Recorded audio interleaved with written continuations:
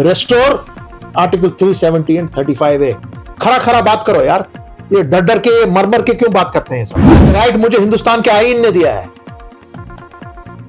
Four fathers of modern India ने दिया है, महात्मा गांधी ने दिया है, लॉर्ड माउंटबेटन ने दिया है, पंडित जवाहरलाल नेहरू ने दिया है, डॉक्टर श्यामा प्रसाद मुखर्जी ने दिया है,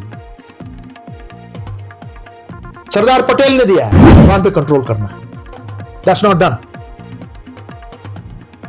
आप पब्लिक रिप्रेजेंटेटिव हैं, you cannot use foul language. मैं तो स्टेट ही हमेशा बोलता हूं, मैं यूटी नहीं बोलता हूं। It cannot be run by two power houses. Lieutenant governor साहब एक तरफ हैं, उमर अब्दुल्ला या चीफ मिनिस्टर हमारे दूसरी तरफ हैं, और नतीजा ये है कि ये पूरा फ्लॉप। बिस्मिल्लाहिर्रहमानिर्रहीम, अस्सलाम वालेकुम नाज़रीन किराम, आप देख रहे हैं जेके अनहर्ड मल्क ग्रुप के साथ। और हमारे साथ इस वक्त जो मेहमान है गुफ्तगू करने के लिए, जम्मू कश्मीर अवामी नेशनल कॉन्फ्रेंस के वाइस प्रेसिडेंट मुजफ्फर अहमद शाह साहब है, और इनसे हम गुफ्तगू करेंगे मुख्तलिफ मौज़ूआत पर। और पहले सर जानना चाहेंगे, जिस तरह से स्टेटहुड के हवाले से यहाँ पर लगातार बात हो रही है, और जो हमारे चीफ मिनिस्टर है उमर अब्दुल्ला, वो ये कह रहे हैं कि अगर हमने बीजेपी के साथ कोलिशन की होती तो हमें ये इनाम के तौर पर मिल जाता। किस नजरिया से आप देख रहे हैं? देखिए साहब, ये तो उनका अपना व्यू है, वो अभी यहाँ के चीफ मिनिस्टर हैं, उनकी अपनी स्ट्रेटजी है कि स्टेटहुड का क्या किया जाए। सबको ये बहुत बड़ी परेशानी है, मगर मेरा मानना ये है कि बीजेपी हतल मकदूर कोशिश करेगी कि जम्मू कश्मीर को एक यूटी में ही रखा जाए। हाँ, अगर उनके कभी नंबर्स वगैरह वो बराबर कर पाए असेंबली में अपने, वो कोशिश करेंगे कि अगर यहाँ स्टेट दिया भी जाए, सरकार उन्हीं की हो या उनके कंट्रोल की हो। ये मेरी पॉलिटिकल एक्सपीरियंस कहती है। अब जहां तक आपने स्टेटहुड का सवाल उठाया, मेरी यही राय है सबको, जिस तरह से हमने पीएचडी के बैनर के तहत जिस तरीके से हम सुप्रीम कोर्ट में खड़े हुए, वो अलग बात है कि उसका फैसला क्या आया, क्योंकि वो डीवाई चंद्रचूड़ के फैसले को लीगल एक्सपर्ट्स ने, कॉन्स्टिट्यूशनल एक्सपर्ट्स ने, रिटायर्ड जजेस ने, रिटायर्ड चीफ जस्टिस ने उस फैसले को सही नहीं ठहराया है, और वो फैसला अभी ओपन है। हम जैसे लोग अभी वहां खड़े हैं, किसी भी दिन क्या कर सकते हैं वहां पर, किस हिसाब से वहां करेंगे, कैसे आइंदा उसको चलाएंगे, उस पर बातचीत चलती है। मैं इतना ही आपको कह सकता हूं कि 370 को हिंदुस्तान के कॉन्स्टिट्यूशन के से कोई बाहर नहीं कर सकता है। अभी उसको डी ऑपरेशनलाइज किया गया है और कुछ नहीं। क्योंकि वो हिंदुस्तान के हमारे आईन के उसके एक बेसिक पैरामीटर्स में से वो एक है। You cannot have the constitution of India without article 370।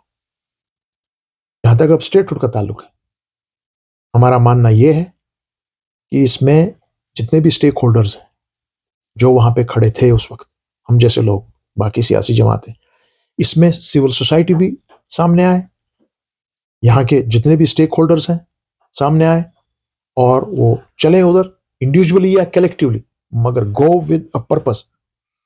और चीफ जस्टिस के सामने, माननीय सुप्रीम कोर्ट के सामने उनको बताएं, आइए भाई साहब, हमारा स्टेटहुड कहाँ है। यूटी को स्टेटहुड बनाते हैं, स्टेट को यूटी नहीं बनाते। और हमारे आपने स्टेट को दो टुकड़े कर दिए। It's not allowed. आपने अभी तक ऑनरेबल सुप्रीम कोर्ट ने इस चीज का जवाब ही नहीं दिया है। अपनी जजमेंट में चंद्रचूड़ साहब बिल्कुल खामोश रहे कि यूटी कैसा बनाया गया without the concurrence of the legislature उस वक्त थी, without the concurrence of the state you can not do that. और उनको एक टाइम फ्रेम दिया गया है कि भाई इस टाइम फ्रेम के अंदर आप इसको स्टेट वापस दे दीजिए। Honourable home minister on record on the parliament, prime minister on the record on the parliament. अभी तो लगभग आज तो 6 साल हो गए, और जब से ये हमारा फैसला आया है इसके भी 3 साल से प्लस होने लगा। जिस तरह से ऑनरेबल कोर्ट ने इलेक्शन यहां करवाए, डायरेक्शन देकर सेंटर को कि आपको इस तारीख के अंदर ये इलेक्शन कराना है, इस तारीख के अंदर यहाँ की सरकार बननी है, दैट वाज डन। उसी तरीके से माननीय सुप्रीम कोर्ट को ही ये करना है, अपने सॉलिसिटर जनरल को बुलाना है कि भाई बताइए आपने तो कहा था अनकरीब हम स्टेट दे रहे हैं, कहां है वो? They have to give the direction. इसलिए हम सबको उस पर मिलकर खड़ा होना चाहिए, दोबारा कमर बांधनी चाहिए। मेरी अप्रोच तो यह रहेगी, और यूनिटी में ताकत है। जब तक आज यूनाइटेडली इसको अप्रोच नहीं करेंगे तब तक ये मामला इसी तरह लटका रहेगा। और जम्मू कश्मीर जैसी सेंसिटिव स्टेट जिसके इंटरनेशनल रिपरकशंस हैं, that can not be A UT. It can not be run by two power houses.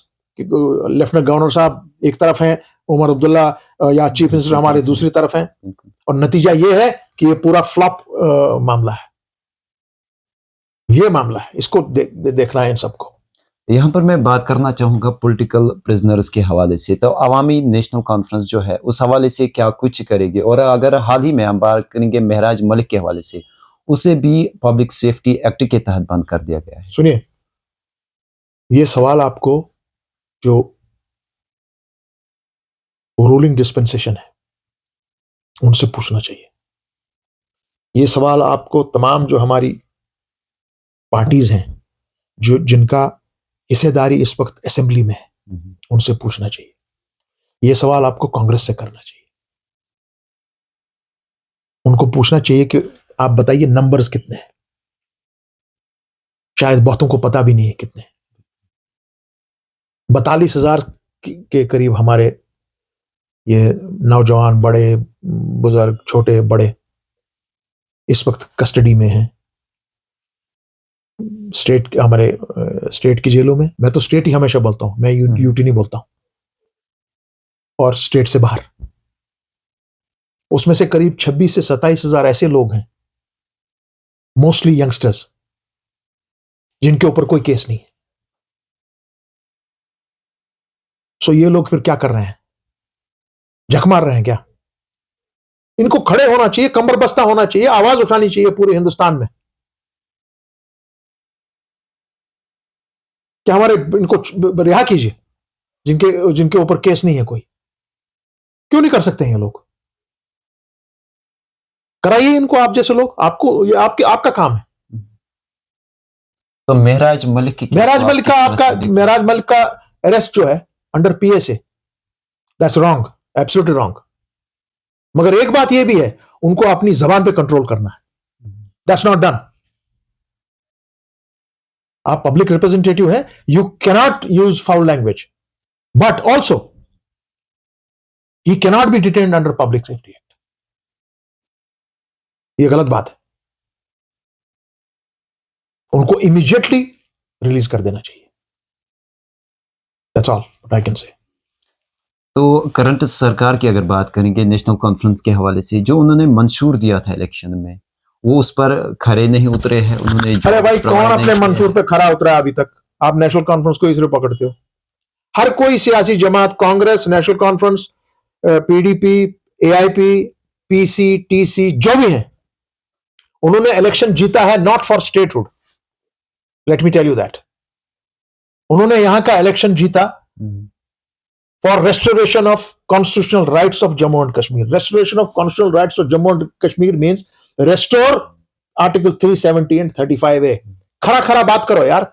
ये डर डर के, ये मर मर के क्यों बात करते हैं सब? ये कोई हम भीख नहीं मांग रहे हैं, ये मेरा राइट है। ये राइट मुझे हिंदुस्तान के आईन ने दिया है,